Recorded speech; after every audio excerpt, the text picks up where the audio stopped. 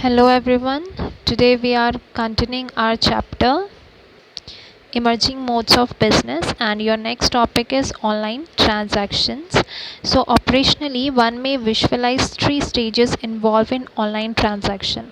तो कोई भी आप देखोगे ऑनलाइन ट्रांजैक्शन में थ्री स्टेजेस होते हैं. Firstly the pre purchase sale stage including advertising and information seeking. तो पहली जो स्टेज होती है उसको बोलते हैं प्री परचेज, मतलब ख़रीदने से पहले वाली स्टेज को हम प्री परचेज स्टेज कहते हैं, जहाँ पे हम इंफॉर्मेशंस लेते हैं, एडवर्टाइजिंग देखते हैं. सेकेंडली द परचेज और sale stage comprise of steps such as price negotiation. ठीक है. और सेकेंड स्टेज होती है हमारी परचेजिंग की, जहाँ पे हम उसका प्राइस नेगोशिएट कर सकें एंड सारी चीज़ें हम देखते हैं. क्लोजिंग ऑफ परचेज और सेल डील एंड पेमेंट. ठीक है. ये पेमेंट और क्लोजिंग ऑफ परचेज डील ये हमारी सेकेंड स्टेज होती है. And thirdly the delivery stage और थर्ड स्टेज होती है delivery stage. It may be observe from that except the stage relating to delivery all other stages involve flow of information. ठीक है. Last stage के अलावा जो बाकी की फर्स्ट और सेकंड स्टेज होती है उसमें इंफॉर्मेशन रिलेटेड फ्लो होता है. ठीक है. मतलब इंफॉर्मेशन पूरा फ्लो होता है. The information is exchange in the traditional business made to but at server time and cost constants in face-to-face interaction in traditional business mode. For example, one needs to travel to be able to talk to other party, requiring travel efforts, greater time and cost. Exchange of information through the telephone is also cumbersome. It requires simultaneous presence of both the parties for verbal exchange of information. मतलब हम traditional business की बात करें तो हमें वहाँ पे present होना पड़ता है अपना सामान ख़रीदने के लिए, बार्गेनिंग करने के लिए. ठीक है. Simultaneously presence of both the parties का होना, प्रेजेंट होना बहुत ज़रूरी होता है वर्बल इंफॉर्मेशन एक्सचेंज करने के लिए. ठीक है. Internet comes in as the fourth channel which is free from most of the problems referred to above. In the case of information intensive products and services such as software and music, even delivery can take place online. ठीक है. लेकिन जो fourth place में आता है, आता है that is called internet. वहाँ पे हमारे जो सारे फोर्थ चैनल में इंटरनेट जब आता है तो हम हर चीज़ के क्वेश्चन से फ्री हो जाते हैं. ठीक है. क्योंकि वहाँ पे इंफॉर्मेशंस भी हमें मिल रही है, हमें इवन की डिलीवरी ऑफ प्रोडक्ट भी हमारे घर तक हो रहा है. ठीक है. तो ऑनलाइन ट्रांजैक्शन क्या है, हमारे घर तक जो डिलीवरी होती है और जो हम ऑनलाइन पेमेंट करते हैं, जो पूरा प्रोसेस है उसको बोलते हैं हम ऑनलाइन ट्रांजैक्शन. तो सबसे पहली चीज़ जो आती है ऑनलाइन सामान खरीदते समय वो है registration. Before online shopping one has to register with the online vendor by filling up a registration form.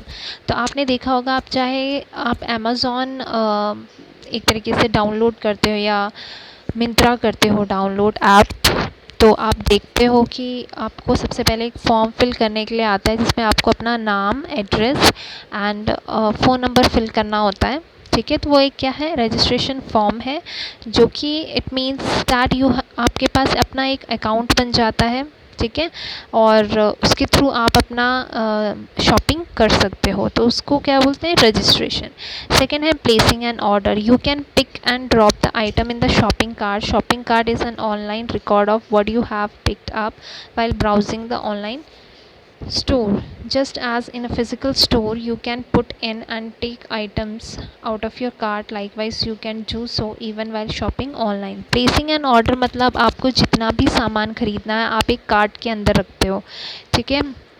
चाहे आपको वो पसंद आया है, ठीक है, चाहे आपको उसका प्राइस पसंद आया है, आप उसको कार्ट में रख देते हो. लेकिन आपको कुछ टाइम के बाद अगर आपको लगता है कि मुझे ये सामान नहीं ख़रीदना चाहिए, तो आप अपने कार्ट में से उसको डिलीट कर सकते हो. और ओवरऑल आपको वहाँ पे बता दिया जाता है कि आपको कितना पेमेंट करना पड़ेगा, या आप इतने सारे चीज़ें ले रहे हैं तो टोटल अमाउंट कितना होगा. ठीक है.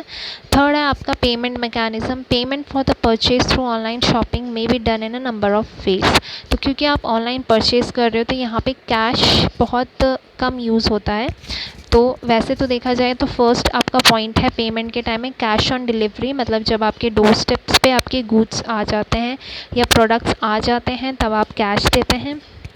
सेकेंड है थ्रू चेक के थ्रू, ठीक है, pickup of the cheque from the customers and. Customer आपको चेक बना के देता है और फिर आप एक्सचेंज करते हो, आप प्रोडक्ट लेते हो और उसको चेक देते हो, ठीक है। Third is net banking transfer, आप अपने नेट के थ्रू अपने बैंक से कुछ अमाउंट उनके अकाउंट में पहुंचाते हो। नेक्स्ट आपका क्रेडिट और डेबिट कार्ड्स, जो कि बहुत ही पॉपुलर है, दैट इज़ प्लास्टिक मनी भी जिसे बोलते हैं। These cards are the most widely use medium for online transactions. In fact about 95% of online consumer transactions are executed with the credit card, ठीक है। तो 95% लोग यूज़ करते हैं क्रेडिट कार्ड जब भी वो ऑनलाइन ट्रांजैक्शन करते हैं। Credit card allows its holder to make purchase on credit. The amount due from the card holder to the online seller is assumed by the card issuing bank. तो ये जो card है वो bank issue करता है और जो purchasing है वो इन कार्ड के थ्रू की जा सकती है। लास्ट है आपका that is digital cash. This is a form of electronic currency that exist only in cyber space. This type of currency has no real physical properties but offers the ability to use real currency in an electronic format. First, you need to pay to a bank an amount equivalent to the digital cash that you want to get issued in your favor. Then the bank dealing in e-cash will send you a special software that will allow you to draw digital cash from your account with the bank. ठीक है, तो digital cash क्या होता है कि ये सिर्फ एक करेंसी होती है, इलेक्ट्रॉनिक करेंसी की, जो दिखाई नहीं देती है, बट आपको इसके लिए सबसे पहले बैंक में जाके जितना भी प्रोडक्ट आएगा आपके पास अमाउंट का, जितना पेमेंट करना है उतना आपको बैंक में चेक के थ्रू या ड्राफ्ट के थ्रू देना पड़ेगा और बदले में जो बैंक है वो आपको इलेक्ट्रॉनिक करेंसी देती है, ठीक है। और आप अपना वेब यूज़ करके, नेट यूज़ करके वो करेंसी आप उस अकाउंट में डाल सकते हो जहाँ पे आपको पेमेंट करनी है। नेक्स्ट है आपका that one may broadly discuss these issues under 3 headings. Transaction risk, तो यहाँ पे क्योंकि हम बहुत सारी चीज़ें डिजिटली कर रहे हैं, ऑनलाइन कर रहे हैं, तो बहुत सारी रिस्क इन्वॉल्व होते हैं। तो फर्स्ट है आपका transaction risk. Online transaction are vulnerable to the following types of transaction risk. Seller denies that the customer ever placed the order or the customer denies that he ever placed the order. कभी कभी ये risk क्या होता है कि कभी कभी दोनों seller as well as customer ये ट्रस्ट करते हैं, ये बोलते हैं कि उन्होंने कभी ऑर्डर किया ही नहीं कोई सामान, तो क्या है यहाँ पे ना प्रूफ रहता है, तो ये क्या है, एक ट्रांजैक्शन रिस्क है। फॉर एग्ज़ाम्पल सेलर यहाँ से सामान भेज रहा है कस्टमर को, ठीक है, लेकिन कस्टमर के पास पैसे नहीं है, उसने मंगाया तो था लेकिन कस्टमर के पास पैसे नहीं है, तो वो वहाँ पे क्या बोल देता है कि उसने कभी ये सामान मंगाया ही नहीं था, तो ये क्या है, एक ट्रांजैक्शन रिस्क है। सेकेंड है data storage and transmission risk. Information is power Indeed but think for a moment if the power goes into the wrong hands, ठीक है। इंफॉर्मेशन ऑब्वियसली बात है कि बहुत पावरफुल चीज़ है, लेकिन अगर ये गलत हाथों में पड़ गई तो हमारे लिए बहुत ही बुरा होता है। Data stored in the system and en route is expose to a number of risk, क्योंकि हमारे मोबाइल में बहुत सारी चीज़ें होती हैं, ठीक है, अगर वो किसी के हाथ में लग जाती हैं तो बहुत बड़ा नुकसान उठाना पड़ सकता है। थर्ड है risk of threat to intellectual property and privacy. Internet is an open space. Once the information is available over the internet it moves out of the private domains. It then becomes difficult to protect it from being copied. Data furnished in the course of online transactions may be supplied to others who may start dumping a host of advertising and promotional lecture into your email box. You are then at the receiving end with little respite from receiving junk mails. तो यहाँ पे क्या है, risk of threat to intellectual property and privacy, क्योंकि हमने order place किया है तो वहाँ पे हमारा नाम जाता है, एड्रेस जाता है, फ़ोन नंबर जाता है, ठीक है, एग्जैक्टली हमारे पूरी डिटेल्स जाती हैं।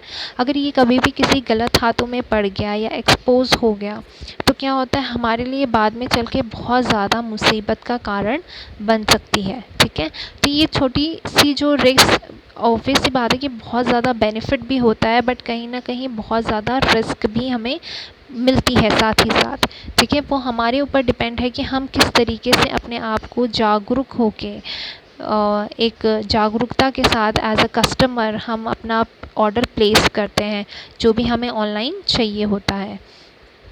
ठीक है, और अगर हम बात करें about the that is your topic is outsourcing, which is not going to come in your exams or in your syllabus, right? So there is no need to be go through this topic. If you have any doubt regarding online transaction, you can freely ask me. Thank you everyone.